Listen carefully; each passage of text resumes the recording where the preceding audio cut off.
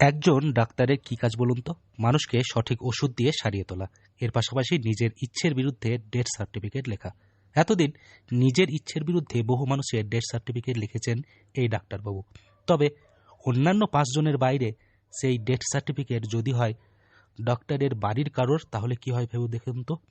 এতদিন death certificate লিখতে হাত কাঁপেনি বিশু ডাক্তারের। এই প্রথম কেঁপে গেল তার হাত, কারণ তাকে লিখতে হলো তার নিজের স্ত্রীর মৃত্যুর শংসাপত্র। বহু বছর আগের কথা। সাহিত্যিক তারাশঙ্কর বন্দ্যোপাধ্যায়ের নির্দেশে লোভনীয় সরকারি চাকরি ছেড়ে আর 5টা সাধারণ মানুষের সেবার কাজে ব্রত নিয়েই গ্রামবাসীর চিকিৎসায় আত্মনিয়োগ করেছিলেন তিনি। নানা ঘাত প্রতিঘাত, অভাব অভিযোগ সত্ত্বেও সেই ব্রত পালন করেছেন 98 বছর বয়সেও। প্রসঙ্গত বীরভূম জেলার লাভপুরের বাসিন্দা সুকুমার চন্দ্র ওরফে বিশু ডাক্তার। আরজি কর মেডিকেল কলেজ হাসপাতাল থেকে ডাক্তারি পাস করেছিলেন তিনি। উত্তরপ্রদেশের কাটনি অ্যাডিন্যান্স ফ্যাক্টরির হাসপাতালে বহু মূল্যের বেতনের মৃত্যু দেখলাম।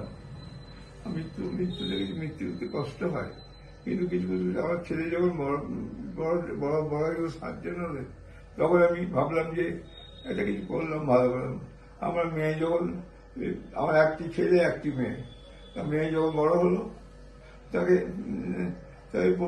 পুরোপুরি ইয়ে করেছিলাম। আমি ইচ্ছা করে এখানে লাভপুর স্কুলে তাকে চিকিৎসক শিক্ষকের পোস্ট দিতে লাগতাম। তখন আমি ম্যানেজিং কমিটির প্রেসিডেন্ট ছিলাম, কিন্তু লোকে কি বলবে, আমি সেই লোক ভয়টা করিনি। তো আমার একটা আদর্শ আছে, আমি ইচ্ছা করে করতে পারি, করিনি।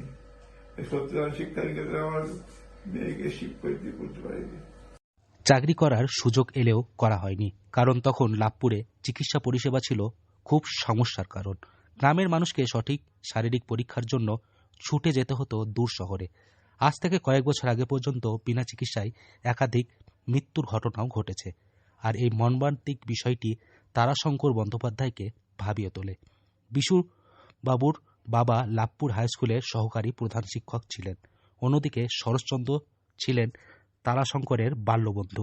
আমার বাল্য থেকে আমার কাছে আমার ছোটবেলাতে আমি দাদা একটি কন্যাকে আমি ছোট থেকে মানুষ করেছি। সে আমার কাছে আসে, এখন আছে। আমি মৃত্যুর সময় সেই দেখলো যে আমার স্ত্রী এমন করে মারা গেল, সে নিজের চোখে দেখলো। অমন করে আমি বললাম যে তোর কি করছিস, আর কিছু করিস না, আমি ছেড়ে দে। তখন চেষ্টা করলো, কিন্তু রাখতে পারলাম না, ধরে রাখি।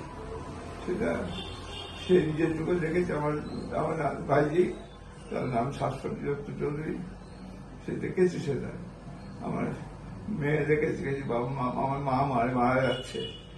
তবু আমরা কি করবো বলো, ভগবানের কাছে যদি কিছু অন্যায় করে রেখেছে ভগবান বিচার করবে।